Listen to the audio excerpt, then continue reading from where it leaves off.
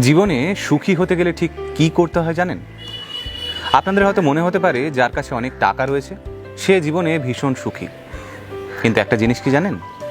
সুখ টাকার বিনিময়ে কেনা যায় না। কিন্তু জীবনে যদি ছোট্ট ছোট্ট কয়েকটা নিয়ম মেনে চলেন তাহলে দেখবেন আপনার মতো সুখী মানুষ এই পৃথিবীতে আর একটাও নেই।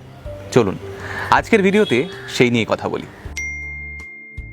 নিজের জীবনের যত দুঃখ যন্ত্রণা রয়েছে মানে অতীতে ঘটে যাওয়া, সেগুলোকে অতীতের হাতেই ছেড়ে দিন। কারণ অতীত আপনার কন্ট্রোলে নেই। আপনার কাছে কি রয়েছে? বর্তমান। আর এই বর্তমানই ঠিক করে দেবে আপনার ভবিষ্যৎ কি হবে। তাই নিজেকে অতীতের সাথে জড়িয়ে পেঁচিয়ে আটকে রাখবেন না। অন্যেরা আপনাকে নিয়ে কি বলছে কি ভাবছে জাস্ট পাত্তা দেবেন না। কেননা অন্যেরা আপনাকে নিয়ে কি বলবে সেটার কন্ট্রোলও কিন্তু আপনার কাছে নেই। ওদের যা বলার সেটা বলতে দিন, যা ভাবার সেটা ভাবতে দিন। আপনি আপনার কাজটা করে যান। কারণ লোকে কি ভাবছে বা বলছে ভাবতে গিয়ে আমরা অনেক সময় নিজেদের কাঙ্ক্ষিত কাজটা করে উঠতে পারি না। সময় সময় সব ক্ষতের উপর প্রলেপ দিয়ে যায়। তাই জীবনে আচমকা কোনো দুর্ঘটনা ঘটলে বা খারাপ কিছু ঘটলে সেটাকে ফেস করুন।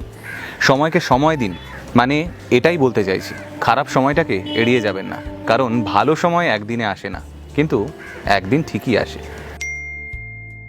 আপনার কাছে আজ যতটুকু আছে ততটুকুর মধ্যেই শান্তি খুঁজে নিন। তার মানে আমি কিন্তু এটা বলছি না যে বড় হওয়ার স্বপ্ন দেখবেন না। সফল হওয়ার জন্য বড় হওয়ার স্বপ্ন দেখাটা অবশ্যই জরুরি। আমি বারণ করছি আফসোস করতে। কারণ আপনি যদি ভাবতে থাকেন যে আমার কাছে এটা নেই ওটা নেই, তাহলে সেগুলো পাওয়ার জন্য লড়াইটা করবেন কখন? কোনো জিনিস নিয়ে ওভার থিঙ্কিং করবেন না। মানে এটা বলতে চাইছি যে আমি যদি হেরে যাই তাহলে কি হবে, আমি যদি ব্যর্থ হই তাহলে কি হবে। মানে লড়াইয়ের ময়দানে না নেমেই সেই লড়াইয়ের ময়দানকে ভয় পাওয়া। এটা যদি করেন তাহলে লড়াইটাই বা করবেন কখন, সেটা থেকে জিতবেনই বা কখন? উপার্জন করুন, খরচও করুন, কিন্তু তার মধ্যে থেকেই সঞ্চয় করার চেষ্টাও করুন।